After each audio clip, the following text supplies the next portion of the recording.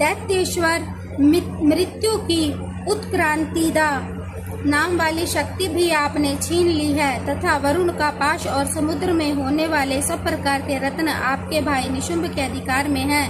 अग्नि से भी स्वतः शुद्ध किए हुए 2 वस्त्र आपकी सेवा में अर्पित किए हैं।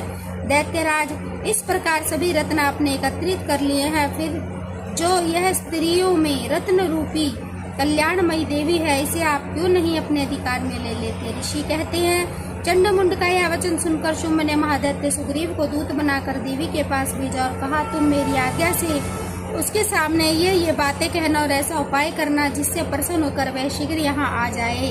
वह दूत पर्वत के अत्यंत रमणीय प्रदेश में जहाँ देवी मौजूद थी वहाँ गया और मधुर वाणी में कोमल वचन बोला। दूत बोला, देवी, दैत्यराज शुंभ इस समय तीनों लोक के परमेश्वर है। मैं उन्हीं का भेजा हुआ दूत हूँ और तुम्हारे ही पास आया हूँ।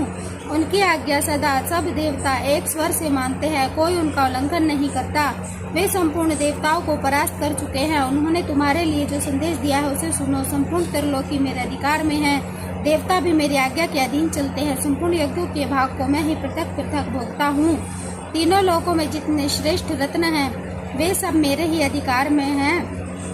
देवराज इंद्र का वाहन है रावत, जो हाथियों में रत्न के समान है, मैंने छीन लिया। क्षीर सागर का मंथन करने से अश्वरत्न उच्च श्रवा प्रकट हुआ था, उससे देवताओं ने मेरे पैरों पर पड़कर समर्पित किया है।